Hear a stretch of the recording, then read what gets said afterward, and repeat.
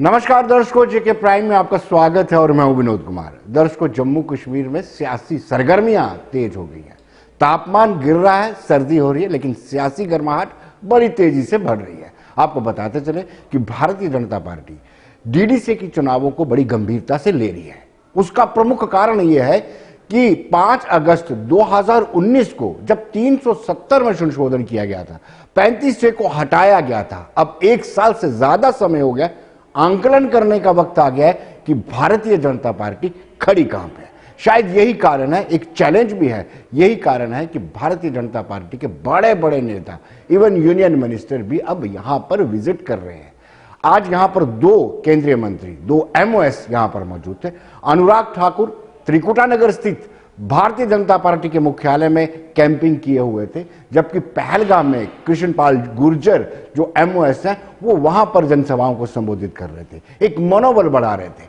मनोबल बढ़ाने से आप जो अभिप्राय है वो मैं ये बता दूं आपको कि selective killing Bharatiya Janata party के नेताओं की हो रही थी। कार्यकर्ताओं को भी टारगेट बनाया जा रहा था। जब बड़े नेता आते हैं, पीठ थपथपाते हैं, तो उनका मनोबल बढ़ जाता है। शायद यही कारण था कि कृष्णपाल गुर्जर जो एमओएस सोशल जस्टिस है वो पहलगाम गए। पहलगाम में उन्होंने जनसभा को संबोधित किया और अपनी जनसभा में उन्होंने कहा कि 370 हटने के बाद जो 2 परिवार इस पूरी स्टेट पर राज कर रहे थे, उनका राज खत्म होगा। हमारे संवाददाता फिदा हुसैन ने उनसे बातचीत की, टिक टैक किया। आइए देखते क्या कहना है उनका।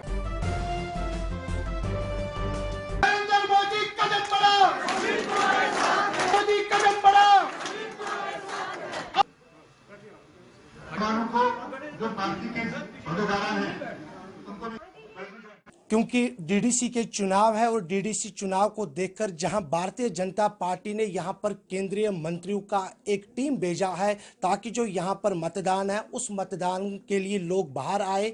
और लोग जिस तरह से 370 हटने के बाद, क्योंकि भारतीय जनता पार्टी के लिए ये पहली चुनौती है, इस चुनौती को भारतीय जनता पार्टी किस तरह से देख रही है। हमारे साथ है केंद्रीय मंत्री, इनसे हम जानने की कोशिश करेंगे जो आज पहलगाम में एक जनसभा से संबोधित करने जा रहे हैं। सर, सबसे पहले आपका स्वागत है। सर, क्या आप मानते हैं चुनौती है, एक तरफ से पीपल्स अलायंस है?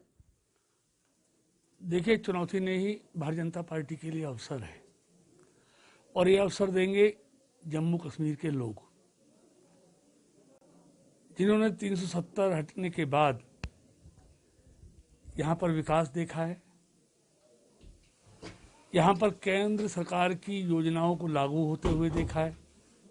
जिससे वो अब तक महरूम थे, वो सारी योजनाएं अब यहाँ पर लागू हो गई हैं, जिनका लाभ जम्मू कश्मीर के लोगों को मिलना शुरू हो गया है। चाहे वो किसानों को 6,000 रुपये वार्षिक रुपए मिलने हो, चाहे वो शौचालय, हर घर को शौचालय मिलने की बात हो, हर घर में निःशुल्क एलपीजी गैस की बात हो, 1 रुपये में 2 लाख का बीमे की बात हो, हर वो चीज यहां पर लागू हो गई जो पहले अभी यहां पर लागू नहीं थी। दूसरी बात कि पहले यहां विकास 2 परिवारों तक सिमट कर रह गया था। विकास के लिए यहां के लोग इंतजार में बैठे थे। 2 परिवारों के शासन से लोगों को मुक्ति मिली है। अब आदरणीय मोदी जी की सरकार ने यहाँ के लोगों को अपना शासन खुद बनाने का मौका दिया है।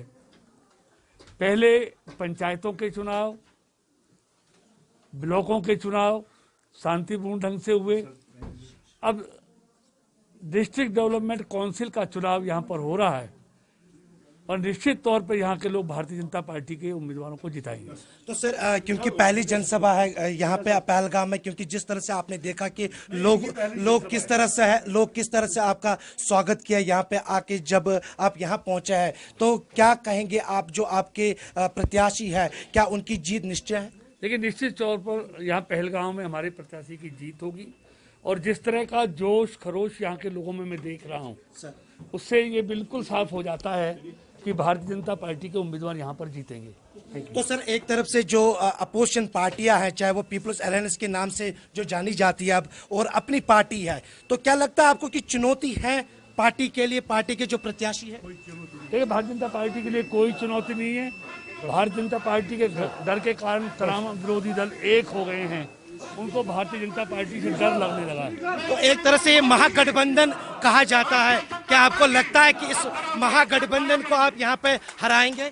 निश्चित तौर पर जो गुटबार गैंग बना है उसकी हार होगी, और वो गैंग भारतीय जनता पार्टी के डर के कारण बना है। तो सर, ये पीपल्स अलायंस कहती है कि ये क्यों डर रहे इससे, पीपल्स अलायंस से? कोई नहीं डर रहा। ये गुटकार गैंग भारतीय जनता पार्टी की लोकप्रियता से डर के कारण बना है। दर्शकों, भारतीय जनता पार्टी के पास एक मुद्दा है कि आप अलायंस को क्रिटिसाइज करें और जम्मू प्रोविंस में अपनी स्पेस बनाएं, यानी स्पेस बनाएं, यानी स्पेस को और बढ़ाएं और अपने दायरे को लंबा करें, अपने दायरे को बढ़ाएं। और यही कारण है कि जब जब मौका मिलता है, जो भी नेता होगा गुपकार अलायंस को क्रिटिसाइज करेगा। आज विबोध गुप्ता, जो कश्मीर के इंचार्ज हैं, विबोध गुप्ता जम्मू पहुंचे, उन्होंने प्रेस कॉन्फ्रेंस की और प्रेस कॉन्फ्रेंस में सीधे सीधे गुपकार अलायंस को कटघरे में खड़ा कर दिया। उनका यह आरोप था कि अगर हमारे जवान बेहतर करते हैं, धैर्य और साहस का परिचय देते हैं, 4 आतंकवादियों को न्यूट्रलाइज कर देते हैं, उनको सराहना नहीं मिलती है। गुपकार गुट की उनको सराहना इसलिए नहीं मिलती है कि गुपकार गुट की खिचड़ी पाकिस्तान के साथ पक रही है, पाकिस्तान के खिलाफ एक भी शब्द नहीं बोलते। हालांकि गुपकार अलायंस को लेकर के हम ये कहें तो कहीं ना कहीं भारतीय जनता पार्टी का कहना है कि एक बड़ा घटक दल चाइना का समर्थन है और दूसरा बड़ा घटक दल पाकिस्तान को समर्थन करते हुए तिरंगे का अपमान करना चाहते हैं। पहले विबोध गुप्ता ने क्या कहा वो हम बताते हैं। कश्मीर के लोग इस बार भारतीय जनता पार्टी को वोट करने वाले हैं। पिछले 5, 7, 10 दिन लगाकर मैं आया हूं, खुलकर लोग भारतीय जनता पार्टी के साथ आ रहे हैं। अभी हमारे माननीय केंद्रीय मंत्री का प्रवास वहां पर रहा है। अच्छी गैदरिंग की रैलीज जो है कुलगाम में, कुपवाड़ा में, शोपियां में भारतीय जनता पार्टी की हुई है। कश्मीर के अंदर आज एक ही बात गुपकार गैंग से पूछी जा रही है कि आप यह बताइए, जो कुपवाड़ा और बॉर्डर के एरिया के ऊपर जब क्रॉस बॉर्डर फायरिंग होती है, पाकिस्तान हैवी शेलिंग करता है, गुपकार गैंग का कोई भी पार्टी का लीडर उसके ऊपर पाकिस्तान के खिलाफ नहीं बोलता है। अभी 2 दिन पहले यहां पर 4 आतंकवादी मारे गए, तो गुपकार गैंग के जो नेता थे, किसी ने भी शाबाशी जो है आर्मी के नौजवानों को नहीं दी, जिन्होंने पुलिस फोर्स को नहीं दी, और ना ही पाकिस्तान के खिलाफ 2 शब्द बोले। गुपकार गैंग जो है वो पूरे तरीके से वो गुप्तचर है, वो गुप्तचर बन चुका है पाकिस्तान का, चाइना का, और पाकिस्तान की हरकतों के ऊपर वो गुपचुप रहता है, वो गुपचुप रहता है, वो बोलता नहीं है।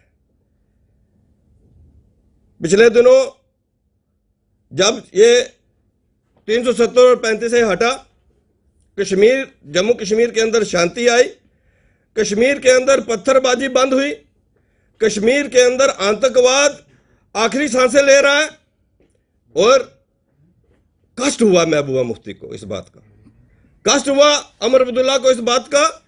अमर अब्दुल्ला ने पिछले दिनों एक स्टेटमेंट दी, उस स्टेटमेंट में अमर अब्दुल्ला ने कहा कि कश्मीर का युवा दोबारा से बंदूक उठाएगा।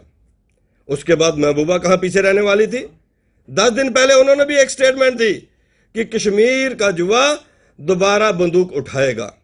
ये नहीं चाहते हैं कि कश्मीर जो है शांति के रास्ते पे जाए, ये नहीं चाहते हैं कि कश्मीर का युवा जो है वो पढ़े। दर्शकों, जिस तरीके से विबोध गुप्ता ने कहा, एलिगेशन लगाए, क्योंकि भारतीय जनता पार्टी के पास अलायंस को एलिगेशन या अलायंस को क्रिटिसाइज करने के अलावा कुछ ऐसा मसौदा है नहीं जो कश्मीर में बेच पाए या जम्मू में उसका लाभ मिल सके। जिस तरीके से उन्होंने कहा कि खिचड़ी पक रही है अलायंस और पाकिस्तान के बीच में, तो हमारे साथ सीधे फोन लाइन पर फिरदौस टाक, वो स्पोक्स पर्सन रह चुके हैं, स्पोक्स पर्सन भी हैं और मीडिया सचिव हैं अलायंस के, डॉक्टर साहब आपका स्वागत है। ये बीजेपी वाले अलायंस के पीछे क्यों पड़े हुए हैं, क्या फायदा मिलता है उनको राजनीतिक? देखिए विनोद जी, मुझे लगता है कि इस डीडीसी इलेक्शन के जो रिजल्ट आने वाले हैं, तो जब तक ये इलेक्शन खत्म होगा तब तक भारतीय जनता पार्टी की सारी लीडरशिप का ज़हनी तवाज़ुन जो है वो कम्प्लीटली बिगड़ चुका होगा जी। क्योंकि जिस तरह से इनके बयानबाजी आ रही है और जिस तरह से इस अलायंस की वजह से ये रटल्ड हो चुके हैं, जिस तरह से फ्रस्ट्रेट हो चुके हैं, मुझे नहीं लगता कि इनका ज़हनी तवाज़ुन जो है वो संभला रहेगा जब तक इसके रिजल्ट आएंगे। ये मुद्दों पे बात नहीं करना चाहते, मुद्दों पे बात कर भी नहीं सकते। इनसे सड़क के बारे में बात करवाओ, इनसे अस्पतालों के बारे में बात करवाओ, इनसे नौकरियों के बारे में बात करवाओ। ये इनके पास सिर्फ राग अलापने के लिए पाकिस्तान है, कश्मीर है, मुसलमान है, हिंदू है, राम राज्य है, जय श्री राम है, डोगरा वर्सेस कश्मीर है, कश्मीर वर्सेस डोगरा है, शिया वर्सेस सुन्नी है, ब्राह्मण वर्सेस राजपूत है। इनके पास मुद्दे नहीं है।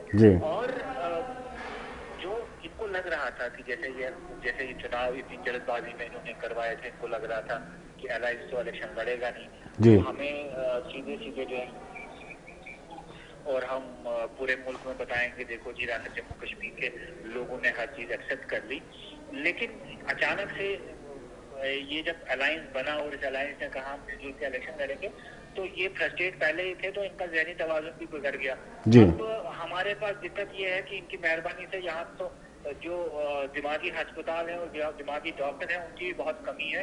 तो मुझे लगता है इनको बाद में इलेक्शन के बाद गुजरात या बिहार भेजना पड़ेगा।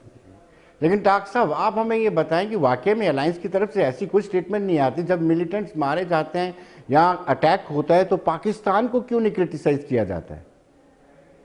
ये विबोध गुप्ता का भी कहना है। देखिए विनोद जी, ये जम्मू कश्मीर के जो हालात हैं वो आप भी जानते हैं और हम भी जानते हैं।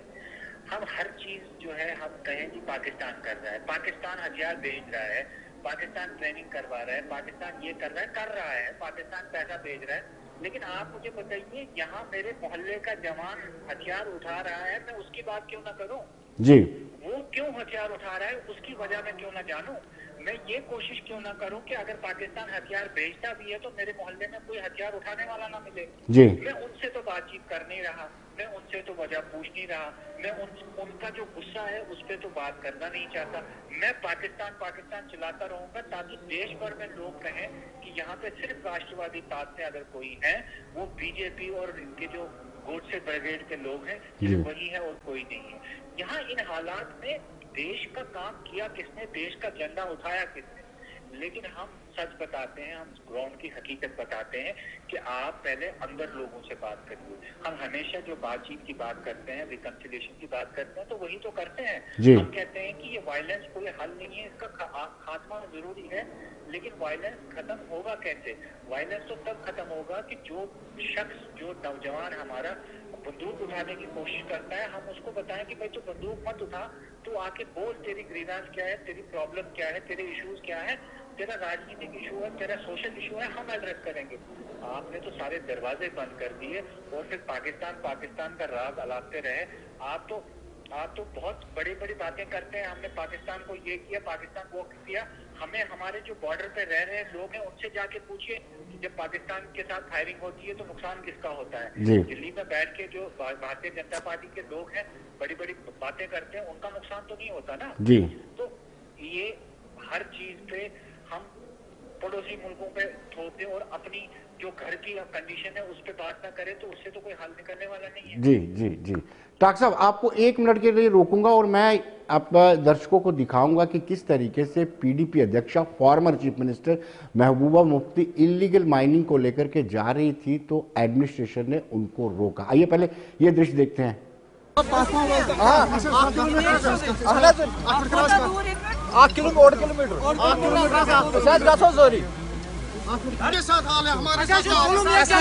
रोजगारी में डॉक्टर हमारे साथ क्या होगा? ये आपके सामने ये लोग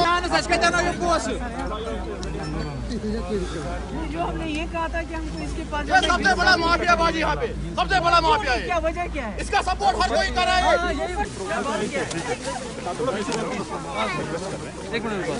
क्या बात है इसकी साहब? आदाब मैम। नाले पे जा रहे हैं हम कहीं। मैम वो नहीं दिया है और एसएसजी डायरेक्टर की चिट्ठी है हमारे पास कि आपको ऐसा नहीं करना है, कॉन्वॉय में जाना है गाड़ी पे। तो गाड़ी के अंदर जाएंगे, लाइए गाड़ी। नाले पे जाना है, उधर देखो आप। हेलो एक मिनट।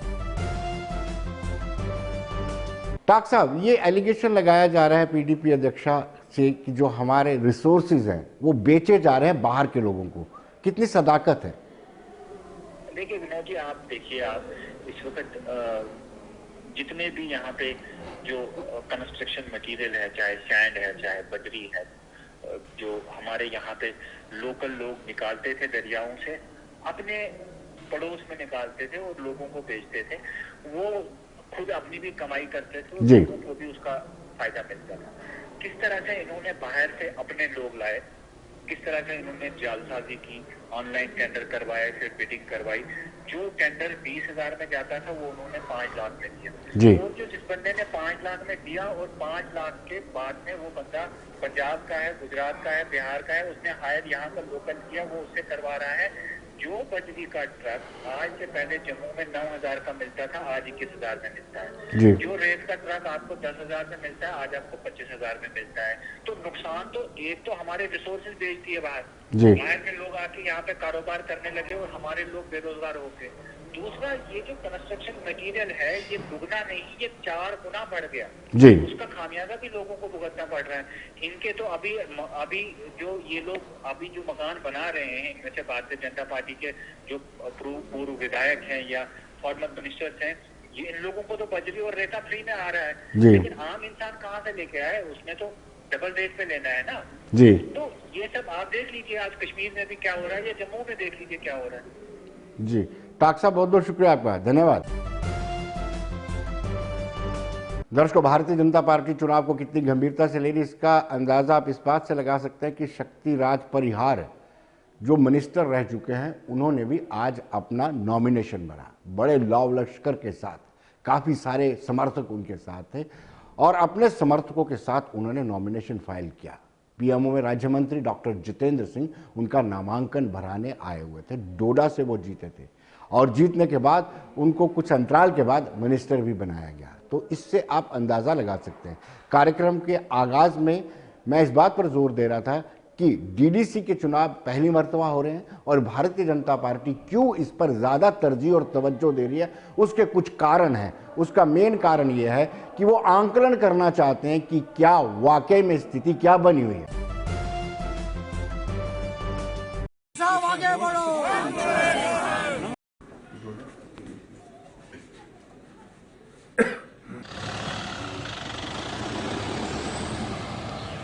कोरोना जो है ना, उनके लिए वैक्सीन निकाली है और हम अब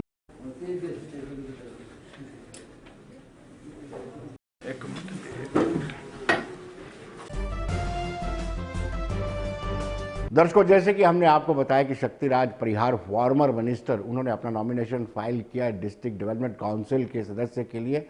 और साथ ही साथ आपको बताते चलूँ कि डोडा और किश्तवाड़ एक ऐसे एरियाज़ हैं, यहाँ पर कहीं ना कहीं बारिश के कारण बहुत सारे, बर्फबारी के कारण बहुत सारे एरिया कट जाते हैं।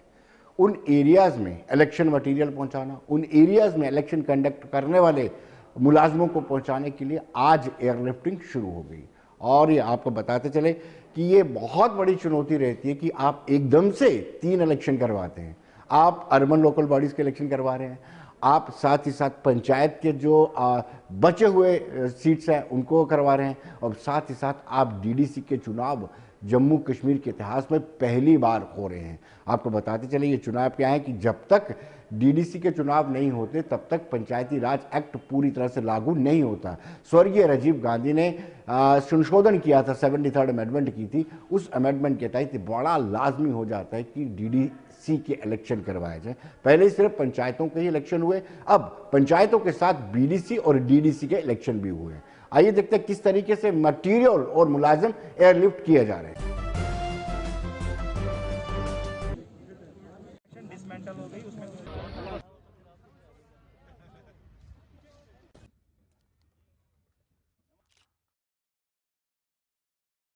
डीडीसी के इलेक्शन के लिए पोलिंग पार्टीज को मड़वा के लिए डिस्पैच किया है। मड़वा डीडीसी कॉन्स्टिट्यूंसी के 49 पोलिंग स्टेशंस हैं और कल हम बाड़वन के लिए 18 पोलिंग स्टेशन जो हैं उनके लिए पार्टीज़ को एयरलिफ्ट कर रहे हैं, बिकॉज वहाँ पे रोड कनेक्टिविटी वगैरह नहीं है। वहाँ पे मुलाजमों के रहने के लिए प्रॉपर इंतज़ाम किए गए हैं। तो ये हल मौसम को देखते हुए इनको एडवांस लिफ्ट। दर्शकों, बिश्नाह में एफसी भगत जो फार्मर ब्यूरोक्रेट रह चुके हैं उनको लगातार समर्थन मिलता जा रहा है। आज 5 मोर्चों ने समर्थन दिया, यानी जो भाजपा का कैंडिडेट है धर्मेंद्र कुमार या फिर भाजपा के लिए ये बहुत बड़ा सेटबैक है कि उसके हाथ से रेत की तरह मोर्चे निकल गए और एफसी भगत के समर्थन में आ गए। आपको बताते चले, एफसी भगत ने अपनी रिटायरमेंट के बाद पीपल्स डेमोक्रेटिक पार्टी को ज्वाइन किया था और इलेक्शन भी लड़े थे, विधानसभा के इलेक्शन लड़े थे, अच्छे खासे वोट लेकर के हार गए थे। लेकिन अब वो चाहते हैं कि डीडीसी के इलेक्शन लड़ जाए, बतौर इंडिपेंडेंट कैंडिडेट वो खड़े हैं और उनको लगातार समर्थन मिलता जा रहा है। मंडल के पांचों मोर्चा, किसान मोर्चा उनके प्रधान शमशेर सिंह जी, युवा मोर्चा संजीव शर्मा जी, हमारे ओबीसी मोर्चा के प्रधान कुलदीप सोढी जी, हमारी महिला मोर्चा की प्रधान मीना कुमारी जी, हमारे मिनाटी मोर्चे के प्रधान बलजीत सिंह जी ने हमको पूरा समर्थन दिया है और कहा है कि हमारे पांचों मोर्चे का भी पूरा समर्थन श्री एफसी भगत जी के साथ रहेगा और हम पूरी निडरता के साथ और पूरे जोश के साथ अपने मंडल ने जो फैसला किया है विजय सैनी जी ने, उनके साथ और उनका समर्थन जो हमारे फकीर चंद भगत जी को गया है उनके साथ खड़े रहेंगे और उनको जिताकर ये एक अपने बिश्नाह के लोगों के सामने एक पेश करेंगे। दर्शकों, हमने विलेज डिफेंस कमेटी के सदस्यों से बातचीत की। विलेज डिफेंस कमेटियों का तब गठन किया गया था जब आतंकवाद पीक पर था और वीडीसी के सदस्य एसओजी और टास्क फोर्स से मिलकर के कंधे से कंधा मिला करके आतंकवाद को फतेह कर रहे थे। लेकिन आज 3 सालों से इनको वेतन नहीं मिला है। गुजारिश की, टाइम लिया, लेकिन भाजपा कार्यालय में अधिकारियों ने उनको अंदर जाने नहीं दिया। हमारे कॉरेस्पोंडेंट अनिल ने बातचीत की, आइए देखें। सर, क्या पूरा मामला है जो आज आप लेकर यहाँ पर आए हैं? हमारा मसला जो है सर वो सैलरी का है, क्योंकि 1996 से आपको पता होगा कि विलेज डिफेंस कमेटी इस्टेब्लिश हुई है। उसमें 8 मेंबर्स होते हैं एक गांव में। ये मिलिटेंसी के दौर में जब थोड़े हालात काफ़ी पीक पे ख़राब हो चुके थे हमारे जम्मू कश्मीर में, उस समय ये बनाई गई थी। तो जब ये बनाई गई सर, तो उसके थोड़े समय के बाद सरकार ने थोड़ा सा जो एक छोटी सी सैलरी प्रोवाइड करने के लिए एक एसपीओ बनाया, वो भी विलेज डिफेंस कमेटी मेंबरों की मदद से, और उसके अकाउंट में पैसा डाला जाता था, वही पैसा बटता था 8 में। उसके बाद 2 वीडीसी एसपीओ बने, फिर 3 वीडीसी एसपीओ बने। और मैं एक बात इसमें जोड़ूं कि ये वीडीसी जब बनी थी ये जम्मू और कश्मीर, पूरे जम्मू कश्मीर में बनी थी। जम्मू डिवीज़न में भी जो है कम से कम कोई 4000 कमेटियाँ थी और कश्मीर के अंदर तो कम से कम 10-12 हज़ार कमेटियाँ थी। लेकिन सरकारों ने क्या बेईमानी हम लोगों के साथ की कि जम्मू जो श्रीनगर डिवीज़न है उसमें जितने भी विलेज डिफेंस कमेटी मेंबर्स थे, they were all converted as an SPOs, but in our division Jammu हम अभी तक जो हैं वैसे के वैसे पड़े हैं। 3 एसपीओज बनाए हमारे 5 मतलब 8 मेंबर्स में 3 को एसपीओ बना दिया गया, 5 जो है वो वॉलंटरी रख दिए। और अभी तक ये सरकारें हमें बोलती थी नहीं जी हम आपकी सैलरी बढ़ाएंगे, ये करेंगे वो करेंगे। तो हम, आपको पता ही है कि देहातों में रहने वाले लोग बड़े भोले भाले और सीधे होते हैं और थोड़ी सी कुछ अनपढ़ता का भी प्रभाव है। तो इन लोगों ने सोचा कि ये आज नहीं तो कल हमारी सैलरी बन जाएगी। सरकारें 24 साल तक हमारे इस आधार पर हमसे वोट बटोरते रहे, अपनी जो है राजनीतिक इन्होंने रोटियां सेकी हमारे वोटों से। तो इस वक्त जो एक संकट का जो एक हमें एक मुसीबत जो इस वक्त आन पड़ी है वो ये है कि पिछले 3 साल से सरकारों ने इस ब्लंडर को देखा नहीं कि हम वीडीसी का जो पैसा है वो सभी 8 मेंबर्स के ग्रुप में डालें या इंडिविजुअली इनको अपने अपने पर्सनल अकाउंट में दें, बल्कि गलती इतनी बड़ी कर चुके हैं ये कि इन्होंने 3 एसपीओज के पर्सनल अकाउंट में पैसा देना शुरू कर दिया और वो पैसा जो है आज वीडीसी एसपीओ के खाते में आता है। और पिछले 3 सालों से आप जो देख रहे हैं, हम तमाम डिस्ट्रिक्ट से, ये हमारी स्टेट यूनियन है, हम इस बात को लेके आए हैं कि अब आप बताइए 50,000 लोगों में से इन्होंने 9,000 को एसपीओ बनाया है और उनको 18,000 की सैलरी दी जा रही है। और 45,000 जो हमारे विलेज डिफेंस एसपीओ ये मेंबर्स हैं उनमें पेड भी हैं, कुछ नॉन पेड भी हैं, कुछ 1998 से लेकर उनको बेचारों को रुपया भी नहीं दिया जा रहा है और जो पहले पेड थे उनका भी पैसा नहीं दिया जा रहा है। सर आपका नाम और आप कौन सी डिस्ट्रिक्ट से हैं? सर मेरा नाम धुलराम है, मैं डिस्ट्रिक्ट कठुआ से तहसील बनी से रहने वाला हूँ। क्या दिक्कत आ रही है आपको इस समय? दिक्कत बस मेन एक चीज़ ही है कि देखो जी, इन्होंने जब ये एसपीओ की सैलरी दे रहे हैं ये, तो अभी ये बहाना कर रहे हैं कि मेंबर्स के लिए कुछ नहीं है। एसपीओ के लिए अभी ये अफवाहें आ रही हैं कि इनका 18 से 35 का दी जाए। तो हमें दुख से कहना पड़ता है कि हम भी तो भारत के शहरी हैं, हम भी तो हिंदुस्तानी हैं, हम भी जम्मू कश्मीर के स्थायी निवासी हैं, हमें भी तो कुछ मिलना चाहिए। बस यही एक मेन बात है, इसके पीछे हम किराए कर रहे हैं, लेकिन हमारी बात सुन के कोई राजी नहीं है। बोलते हैं कि चले जाओ, सुबह से 2 दिन से यहाँ आके बैठे हैं। 4 घंटे में बनी से पैदल आके नीचे बिलावर कटली पहुँचा हूँ, कटली से फिर पैदल गाड़ी लेके यहाँ जम्मू तक पहुँचते मुझे 8-9 घंटे लगे हैं। तो मैम 2 दिन से यहाँ इंतज़ार कर रहे हैं, लेकिन कोई भी नेता मतलब हमारी बात सुन के राजी नहीं है। कहते हैं आप कल का दिन हमें दिया कि कुछ 20 मिनट के बाद बाहर आएंगे, लेकिन वो उल्टी गिनती इनकी ख़त्म हुई ही नहीं। आज तक हम दूसरा दिन भी, आज ये मेरे ख्याल 4 बज चुके हैं, लेकिन कोई भी अंदर से बड़े बड़े सेंटर से नेता आए हुए हैं, मिनिस्टर ऑफ स्टेट आए हुए हैं, लेकिन किसी ने हमारी बात आके नहीं सुनी। तो इससे साफ जाहिर हो जाता है कि ये हमें मतलब हर वक्त जो है वो उलझाने में वक्त जाया करते हैं, सुलझाने का मसला सुलझाने के उसमें नहीं है। तो ये बहुत बड़ी गलती है, बड़े दुख से कहना पड़ता है कि हमें बिना एक सोचिए, एक भारत का 14वां एक्ट के तहत कोई भी एम्प्लॉय जो बिना तनख्वाह के काम नहीं करता है, तो ये हमसे जो बिना तनख्वाह के काम कर ले रहे हैं, तो ये कैसा कानून, कैसा न्याय, कैसा देश में क्या वो राजनीति आ गई। तो ये इन चीज़ों को जिनको मद्देनजर रखते हुए इन्हें हमारी बात सुननी चाहिए और हाई लेवल तक पहुंचानी चाहिए। लेकिन हमें दुख होता है कि जो इस वक्त सरकार तो खाली गवर्नर साहब एक ही हैं, लेकिन गवर्नर इनके बनाए हुए भारतीय जनता पार्टी कनेक्टेड मतलब सेंटर से जुड़ी हुई है, जंजीर इनका सेंटर से जुड़ा हुआ है। मोदी जी जो है वो बड़े अच्छे आदमी हैं, लेकिन शायद हमारी बात जो है वो दिल्ली तक पहुंच नहीं रही है, स्टेट में दब के रह जाती है। और स्टेट में हमारे साथ इन्होंने अन्याय किया है, ये बड़ा ना हमारा अगर 7 बार भी जन्म होता है इस धरती पर, फिर भी इस चीज़ को हम नहीं बुला सकते हैं। आपके साथ किसने अन्याय किया है? सर मेरा नाम दीवान है, मैं सांबा डिस्ट्रिक्ट का रहने वाला हूँ। सर बात यह है कि हमारी सैलरी की प्रॉब्लम है। पहले अब 2-2.5 साल हो गए हमें सैलरी नहीं मिलती है। जो बीडीसी एसपीओ है पहले तो सैलरी देते थे, लेकिन अभी वो 2-2.5 साल से बोलते हैं हमारे अकाउंट में आ रही है, हम नहीं देंगे, आपने जो कुछ करना है आप करो। जब हम कंप्लेन करते हैं एसएसपी साहब के पास, तो एसएसपी साहब क्या करते हैं कि उनको लाइन में बुला लेते हैं, उधर थोड़ा बहुत काम करवाते हैं और फिर उनको छोड़ देते हैं। वो फ्री की सैलरी खा रहे हैं। हम जहाँ भी जाते हैं तो वो बोलते हैं हम आज करेंगे मसला हल, कल करेंगे। और इससे ये होगा कि अगर बीजेपी गवर्नमेंट जो हमारा मसला हल नहीं करेगी तो हम इनके खिलाफ भी वोट डाल सकते हैं।